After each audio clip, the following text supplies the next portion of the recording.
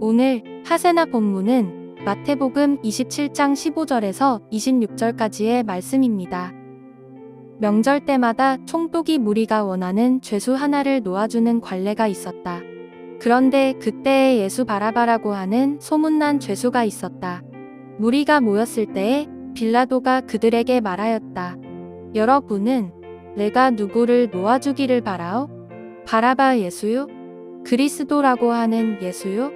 빌라도는 그들이 시기하여 예수를 넘겨주었음을 알았던 것이다. 빌라도가 재판석에 앉아 있을 때에 그의 아내가 사람을 보내어 말을 전하였다. 당신은 그 옳은 사람에게 아무 관여도 하지 마세요. 지난밤 꿈에 내가 그 사람 때문에 몹시 괴로웠어요. 그러나 대제사장들과 장로들은 무리를 구슬러서 바라바를 놓아달라고 하고 예수를 죽이라고 요청하게 하였다.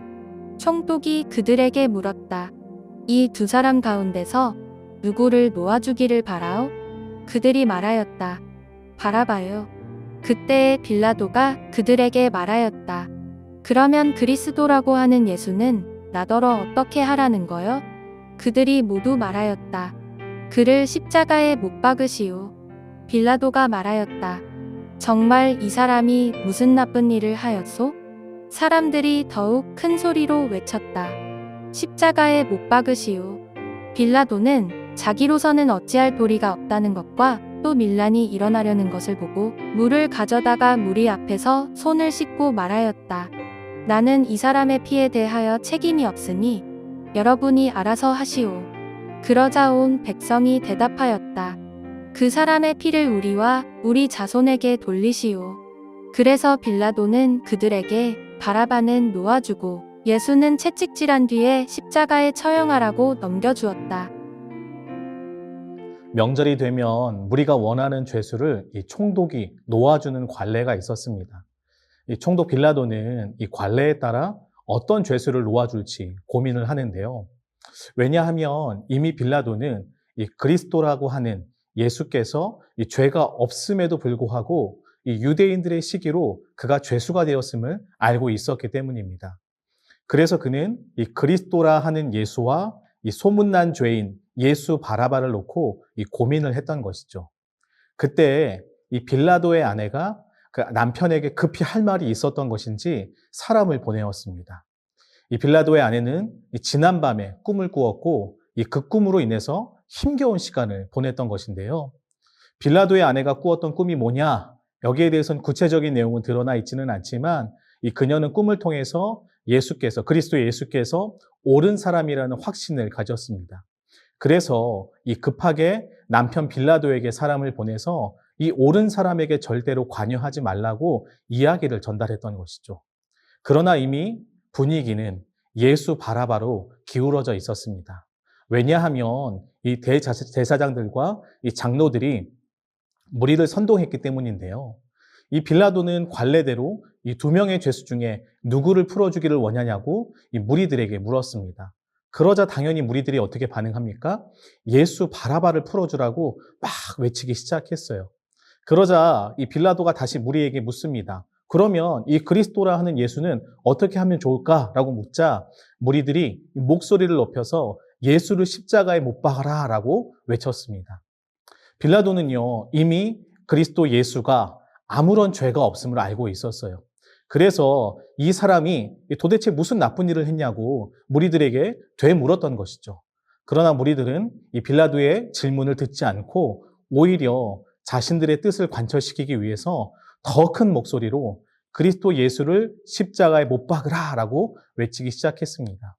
이 사람들이 이렇게 크게 외치자 이 빌라도는 밀란이 일어날 것에 대해서 걱정을 하기 시작했고 결국 이 무리들의 요구대로 이 소문난 죄인이었던 예수 바라바를 놓아주기로 결정을 합니다. 그러면서 빌라도는 어떤 행동을 했나요? 이 사람들 앞에 물을 가지고 와서 자신의 손을 씻으면서 나는 이 사람의 피에 대해서 책임이 없다라고 말을 했습니다. 그러자 이 무리들은 그 사람의 피를 우리와 우리 자손이 책임지겠다라고 대답을 해요. 결국 이 빌라도는요, 소문난 죄인이었던 예수 바라바는 풀어주고 그리스도 예수는 이 채찍질을 한 후에 십자가에 처형하라고 넘겨주게 됩니다. 먼저 오늘 말씀에서 살펴볼 모습은요, 예수라는 이름의 사람들이에요. 여러분, 예수님과 함께 붙잡힌 죄수를 개역 개정판에서는 바라바라고 말합니다. 여기서 바라바는 아버지의 아들이라는 의미를 담고 있어요. 즉, 예수님과 함께 붙잡힌 죄수의 이름 역시 아버지의 아들 예수라는 것이죠. 여러분, 예수라는 이름의 뜻은 무엇인가요? 하나님이 구원하신다라는 의미를 담고 있어요. 즉, 한 사람은 십자가에 달려 죽으심으로 온 세상을 구원하는 분이셨지만, 한 사람은 소문나 있던 죄수로서 자신의 힘으로 세상을 구원하고자 했던 사람인 것입니다. 마태복음은 이렇게 두 명의 예수의 모습을 통해서 진정한 구원자가 누구인지를 먼저 보여주고자 한 것이죠. 또한 우리는요, 이 빌라도의 모습을 좀 살펴볼 필요성이 있어요. 빌라도는 이 그리스도 예수가 죄가 없는 사람이라는 것을 알고 있었습니다. 특히 이 재판 직전에 자신의 아내의 꿈을 통해서 그것을 확인받기까지 했죠. 그래서 처음에는 예수님을 풀어주고자 노력을 했습니다. 그러나 이 무리들이 이 소동을 막 일으키자 그는 자신의 손을 씻으면서 나는 책임이 없다라고 말하는 거예요. 저는 이 모습을 보면서 어떤 생각을 했냐면, 빌라도가 나는 이 정도까지 노력했다고, 나는 최선을 다했고 이젠 도저히 어쩔 수 없는 상황이다라고 여겨지는 것처럼 느껴졌습니다. 여러분, 정말 빌라도가 손을 씻은 것처럼 아무런 책임이 없는 걸까요? 우리가 고백하는 사도신경의 고백에서는 그것이 아니라는 사실을 이미 이야기해주고 있죠. 분명 빌라도가 그리스도 예수의 죽음에 대해서 책임이 있다라고 선언을 하고 있습니다. 저는 종종 이 그리스도인들은 고뇌해야 한다라는 말을 해요. 이 빌라도는 그리스도 예수 때문에 고뇌를 했던 것으로 보입니다. 그러나 그의 고뇌는 그의 삶으로 연결되지는 못했어요. 외부적 요인으로 인해서 자신이 더 이상 피해를 입고 싶지 않았기 때문입니다. 즉, 이 빌라도는요, 자신이 마주하는 상황과 환경으로 인해서 그것에 대해서 타협하면서 이 정도면 되었다고, 나는 최선을 다했으니까 괜찮다고 스스로를 합리화했던 것을 우리는 보게 되는 것이죠. 우리도 이 그리스도인으로 세상을 살아가다 보면 분명 이러한 고뇌의 시간이 찾아올 것입니다. 그리스도인으로서 끝까지 믿음을 지켜야 할 것인지, 아니면 빌라도처럼 우리가 마주하는 상황과 환경 때문에 적당히 타협하면서 스스로를 합리화하면서 살아갈 것인지 결정해야 하는 시간이 찾아오는 것이죠. 물론 우리는 이러한 선택의 순간에 늘 옳은 선택을 하지는 못합니다. 왜냐하면 우리는 아직 연약하고 부족한 것들이 많기 때문이죠. 그러나 여러분, 이것이 믿음의 여정을 걸어갈 때에 우리 핑계가 되어서는 안 될 것입니다. 도리어 우리는요, 우리의 연약함을 알기에 어떻게 해야 합니까? 주의 도우심을 구하는 자리로 나아가야 해요. 우리가 마주하는 상황과 환경이 우리의 믿음의 걸음을 멈추지 못하도록 간구하면서 이 끝까지 믿음의 여정을 걸어갈 수 있도록 주께 도움을 요청해야 하는 것이죠. 혹여나 우리 중에 이러한 고뇌의 시간 가운데 있는 분들이 있다면 오늘 말씀을 잘 기억했으면 좋겠습니다. 주님의 도우심을 간구하는 우리의 기도에 분명 우리 주님은 응답해 주실 것이기 때문입니다.